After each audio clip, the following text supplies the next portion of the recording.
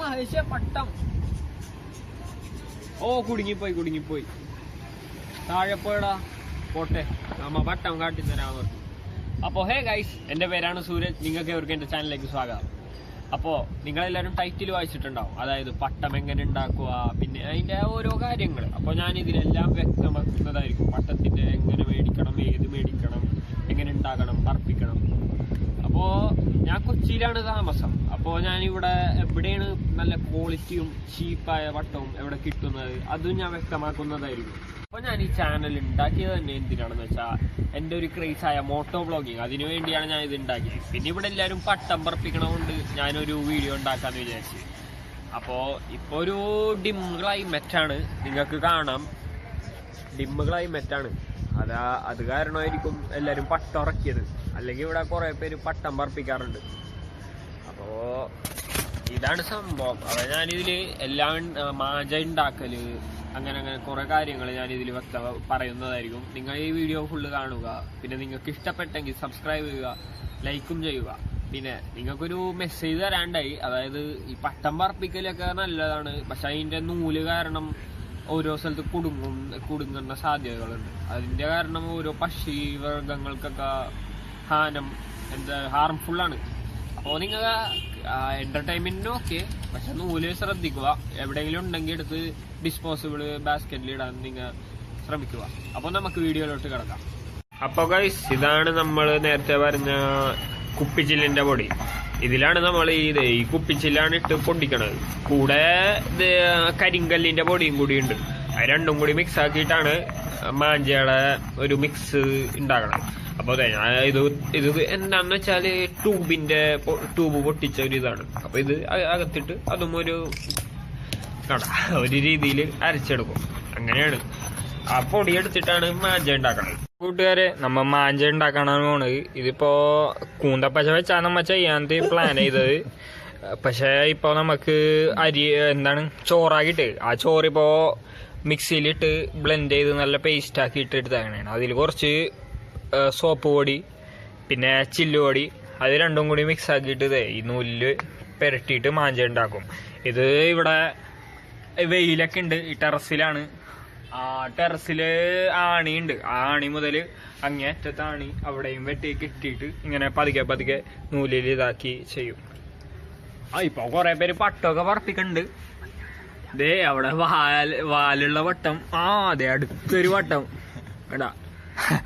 ഇപ്പൊ നമ്മുടെ അടുത്ത് പട്ടമില്ല, പട്ടം വന്ന് പറപ്പിച്ച് കാണിക്കാം. ഓക്കെ, അപ്പൊ നമുക്ക് ചെയ്യാം.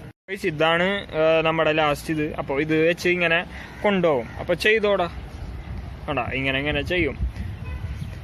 നിങ്ങൾക്ക് നിങ്ങളുടെ ഇഷ്ടം മാതിരി നമ്മുടെ ഒരു ഐഡിയ വെച്ചാ ചെയ്തത്.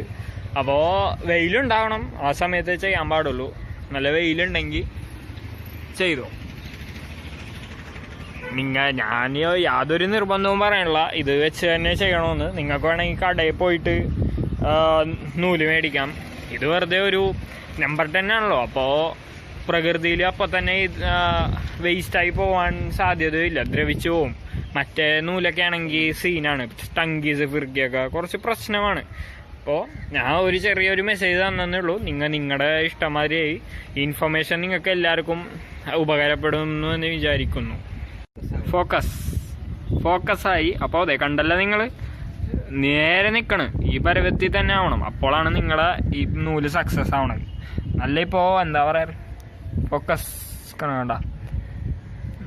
വേണ്ട കുപ്പിച്ചില് കരിങ്കല്ലിൻ്റെ ഇത് അതെല്ലാം വരും. ഫോക്കസ്. ഈ ഇപ്പോൾ നല്ല കാറ്റുണ്ട്, അതാണ്. ഇപ്പം നേരെ നിൽക്കണ്ട് കണ്ട. അപ്പോൾ ഇങ്ങനെ വേണം നൂല്. ഓക്കെ, ഇതാണ് വട്ടം. ഇതിൻ്റെ കാമമാണ് കെട്ടാൻ പോണത്. അപ്പോൾ 4 കൂട്ട ഉണ്ടാക്കിയിട്ടുണ്ട്. ഇനി നമ്മൾ നൂല് കെട്ടും.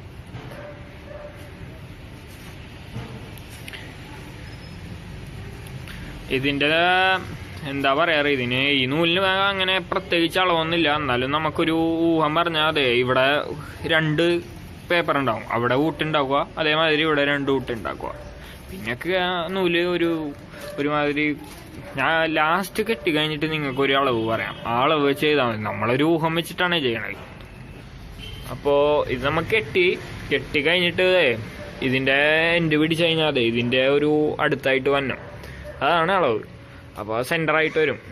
പിന്നെ ഇവിടെ വെച്ച് നൂലും കെട്ടണം. അപ്പോൾ ഒരു പറപ്പിക്കാൻ റെഡിയാവും. അപ്പോൾ ഗൈസ് നമ്മൾ പട്ടത്തിൻ്റെ കാമം കെട്ടി ഇനി ആകെ പറപ്പിക്കാനുള്ളത്. പക്ഷെ നിങ്ങൾക്ക് ഈ പട്ടം മേടിക്കേണ്ട സ്ഥിതിയൊക്കെ വരും. അപ്പോൾ നിങ്ങൾ ശ്രദ്ധിക്കേണ്ട കുറേ കാര്യങ്ങളുണ്ട്. അപ്പോൾ ആദ്യം ഈ പട്ടം കൂടുതൽ വളയാണ്ട് നല്ല സ്ട്രോങ് വടിയുള്ളത് എടുക്കണം. പിന്നെ കാമം കെട്ടുമ്പോൾ ഒരു സെൻറ്റർ അറേഞ്ച് ചെയ്യണം. പിന്നെ ഇവിടെ ഒരു നോട്ട് കെട്ടിയിട്ട് കുരുത്തുക, അത് കെട്ടിയിട്ട് ഇവിടെ ആ പട്ടത്തിൻ്റെ നൂലും കെട്ടുക. പിന്നെ ഇത് ശരിക്കും നോക്കേണ്ട കാര്യമൊന്നുമില്ല. പിന്നെ ഇവിടെ നിന്ന് നേരെ ഇതും മന്നം. അങ്ങനെ അതെൻ്റെ ഒരു കോൺസെപ്റ്റാണ്. എന്ന് വെച്ചാൽ കറക്കടി അടിക്കാണ്ടിരിക്കാൻ. പിന്നെ ഞാൻ ഈ പട്ടം മേടിക്കണത് അമരാവതി ആ ഭാഗത്താണ്. പണ്ടേ ചെറുപ്പം മുതൽ ഞാൻ അവിടെ നിന്നാണ് മേടിക്കാറ്. അതായത് MMS എന്നൊരു കടയുണ്ട്. അവിടെ പോയി ആരുടെ അടുത്ത് ചോദിച്ചാലും അവർ പറഞ്ഞുതരും. അവിടെ നിന്നാണ് ഞാൻ മേടിക്കാറ്. ക്വാളിറ്റി ഒക്കെ ഉണ്ടെന്നാണ് ഞാൻ വിചാരിക്കുന്നത്. എനിക്കറിയില്ല. പണ്ടേ മുതൽ ഞാൻ അവിടെ നിന്നാണ് മേടിക്കാറ്. ഓക്കെയാണ് അവിടെ. നിങ്ങളും അവിടെ നിന്ന് മേടിച്ചോ. ഇപ്പം നമ്മൾ പറപ്പിക്കാൻ പോണേണ്. പറപ്പിക്കാൻ വലിയ റോക്കറ്റ് സയൻസ് ഒന്നുമില്ല.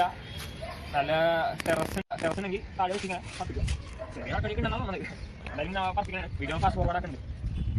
വീഡിയോ ഫാസ്റ്റ് ഫോർവേഡ് ആക്കുന്നുണ്ട്. ഓൾറെഡി